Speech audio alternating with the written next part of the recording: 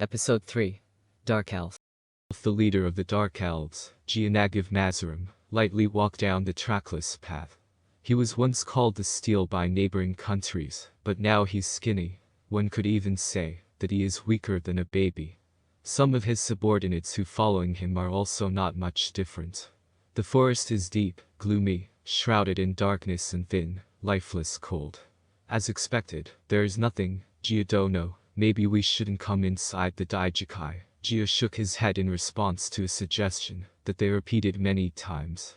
He wanted to say, please do not force him to say the same things over and over again, but he knew the feelings of his subordinates, and he agreed. But their circumstances made it impossible. Now, if we're going out, what's going to happen? Aimlessly we would have to go, and I don't think we can afford to go on a trip with kids with only this amount of vegetables. There must be food somewhere here, for everyone's sake. Let's do our best. The smile he made was never pleasant. However, his subordinates could only smile back. But, we have entered the haunted forest this far. As expected, it's getting eerie. This in-depth exploration may depress them. But Gia still opened his mouth, even though he didn't have much physical strength.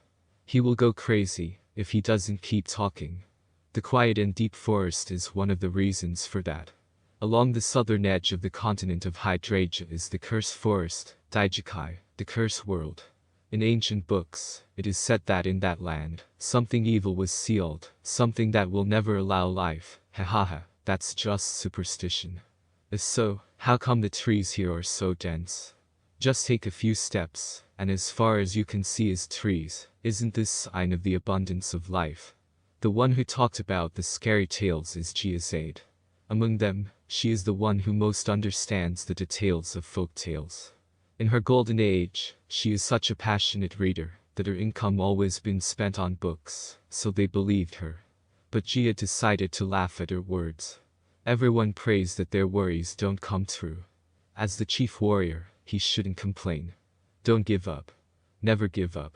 Our noble spirits and ancestors will surely show us the way to get through this hardship.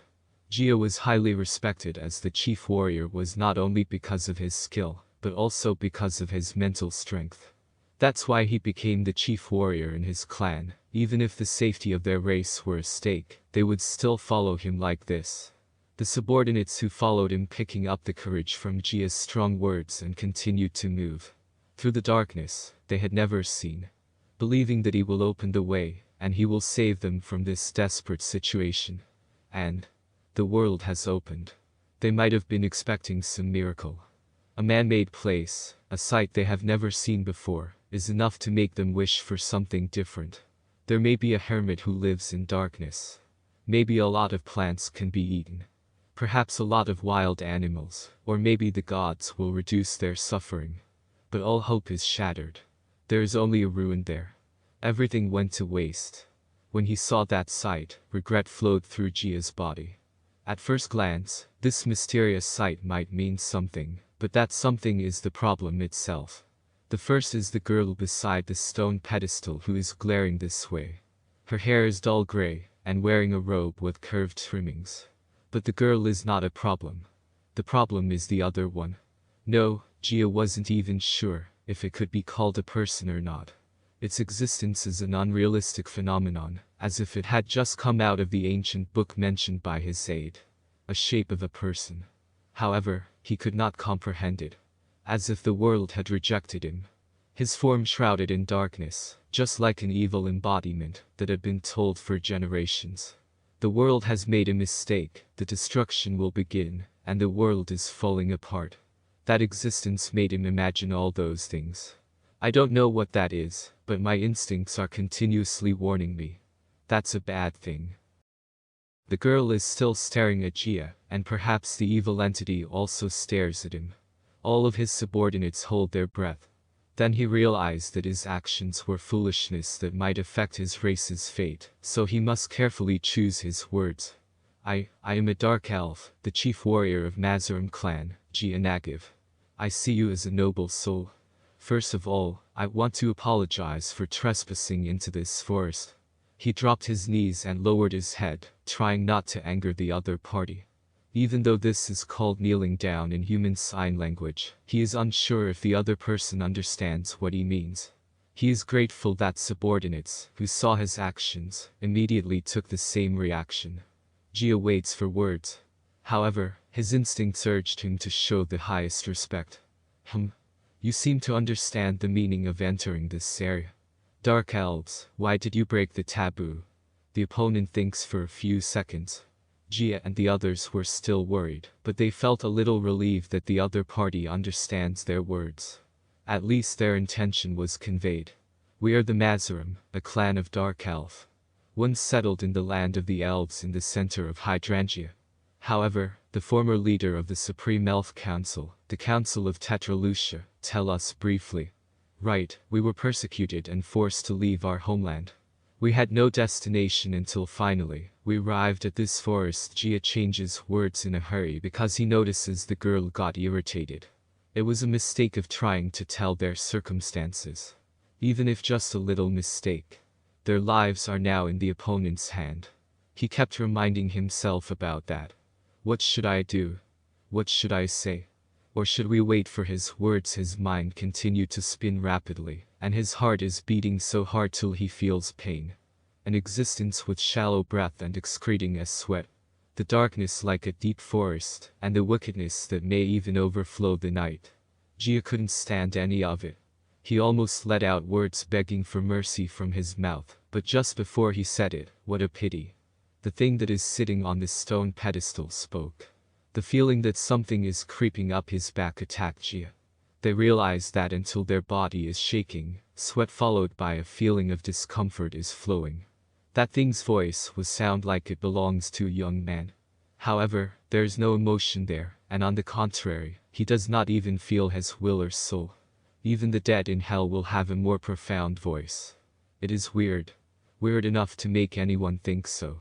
That's why he subconsciously delayed his reaction and stopped thinking. My king is asking. The girl's words are filled with anger. We were persecuted that I came to this place to escape. We were running out of food along the way and couldn't secure food to shake off my chasers. We hadn't eaten for days. Jia was surprised to learn that he had unknowingly made the biggest mistake by ignoring that girl master's question. In a pitiful and hoarse voice, he explained. The somewhat hazy ending of his words showed the great regret he had. The Jia explanation convinced that existence. That is confirmed when the girl nodded a little, with some satisfaction. He made it through the thin ice sheet. But of course, it's not over yet. Why? Why do we have to be like this? What did we do? I just wanted a place where we can live in peace. There is no fault in that, but just because he has entered the forest, he desperately needs to lower his head and asks for mercy. What will happen to him? It doesn't matter what will happen to him. More importantly, is what going to happen to his subordinates and fellow countrymen. It might be destiny for his fellow countrymen to be overpowered and toyed by this evil existence. While trembling at the thought of a terrible future, Jia's heart filled with rage and sadness. Our desire to live, is it a sin? And roll, something rolled in front of him. His body trembled as it crossed his mind that it might be the sound of his head falling from his body. Who can blame Jia that is so scared that he closes his eyes? At this moment, the warlords from the Mazarim clan is no more. He who once feared as the brave is now only a man who is trembling with fear. But when he opened his eyes, his neck is fine, which meant nothing happened, but a sweeter, more luxurious scent is tickling his nose. In front of him, fresh and ripe red fruits lay on the ground. I give you. That existence answered briefly. Gulp, and Jia unconsciously swallowed his saliva. The fruit has a shape that he has never seen or heard. Speaking of fruits in their knowledge, they are small and hard. There was a hint of sweetness, but the bitterness was stronger. In some areas, people eat fruit as raw food. Initially, people could eat fruit with just a few modifications. But what's right in front of him is different. The delicate fragrance showed off its sweetness, and its shape was bright red and attractive, as if it's telling him to eat it as soon as possible. When he picked it up, it turned out to be substantial, and the contents were solid with no cavities. Looks like something that could only be eaten by royal family. No, they just hadn't eaten it before, the jewel-like fruit. He couldn't understand even half of what that existence was told him. He only understands that the fruit is called an apple, and it is edible. Apple? This, unlike any fruit I know existence says, I will give you. If so, he might take it.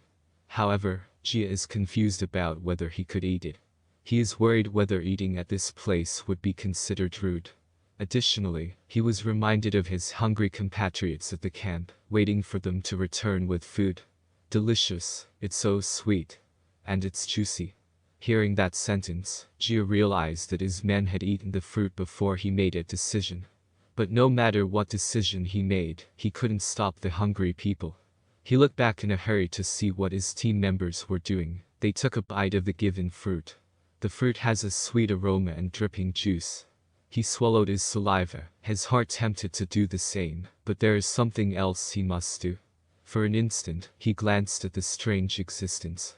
Fortunately, he could see the being nodding. Perhaps the actions of his subordinates were not rude but somewhat correct. At the same time, Jia feels relief. He believes he should pay attention to his subordinates, which eat the fruit in a hurry. As Jia felt relieved, he thought he should remind them to eat the fruit more politely. But he couldn't say anything in front of his subordinates who were chewing fruit with tears. He understood their suffering and starvation better than anything else. There were also pears. Roll, and something else rolled in front of him. This time it's a green fruit. It is called pear that he also never knows. The surface and the green color may not be ripe, but there is a sweet aroma different from apples. More questions pop up in Jia's mind. Indeed, this is equally delicious food. He picks it up and looks at it vaguely. What that person doing? Even though my king is kind enough to give him a hand. The girl expresses her disbelief and discomfort. He doesn't know what the evil being is thinking. But the girl can understand that existence to some extent. In light of that fact, Jia conveys his thoughts to the girl and her master. There are also other people who have fled to this place. Among them are little children. Our children are hungry. They haven't eaten in days, and they are all thin. This fruit, I want to give to those children. So please, when he realized it, there is a taste of rusty iron in his mouth. Without realizing it, blood flowed from the corner of his mouth. The feeling of worthlessness and misery had accumulated, so much that he's biting his mouth without him noticing. The sound of screaming and chewing fruit disappeared from his subordinates. Perhaps his words reminded them of their mission. Their comrades who were still fighting the hunger await them. Many of their comrades couldn't even stand up, and there is only one thing they have to do. But that is their situation. He already knew that the girl didn't care about their situation. Jia still lowered his head. That is the last thing he must do. Bring this food back no matter what. The disgusting, devastating existence that had appeared in legends, which would destroy everything, is now before his eyes. He must stay strong, and don't be afraid. His eyes are showing a strong determination. He has conveyed his heart and soul, determined to fulfill his mission, even if he has to die. And his wish was finally conveyed. What a pity. The existence said so. Wait. Takuro-sama. The girl heard the words. She rushed to her master and suggested something in a whisper, as if she was panicking. The jet-black darkness does not care. Next, he heard the sound of something falling continuously and overlapping. Jia opens its mouth openly for a miracle to appear before him. There are also fruits that he saw before.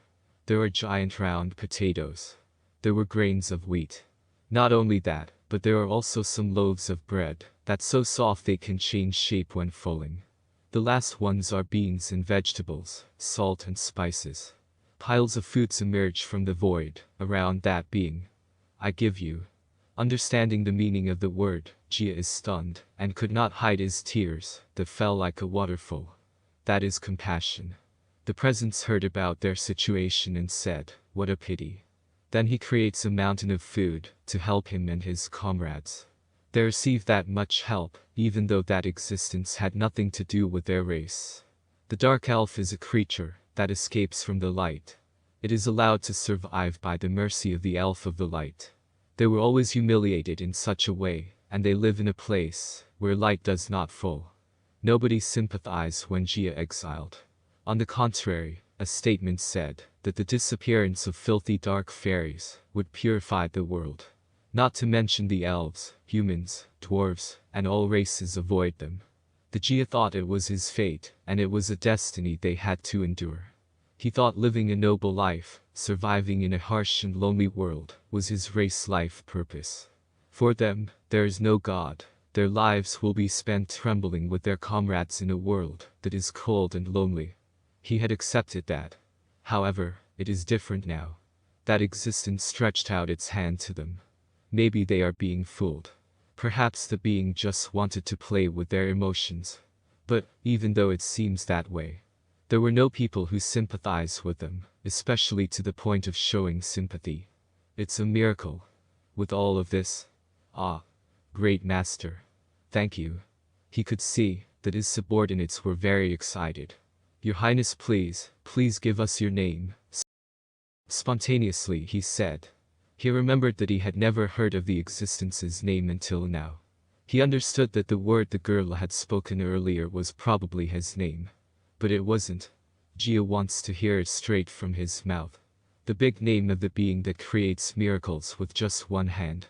The name of the noble being who gave their race warm compassion for the first time. I give you. The existence replied in a voice that doesn't make him feel any emotion or intention. The Eterpedia or translator note is on this video description. Please like or subscribe. Thank you.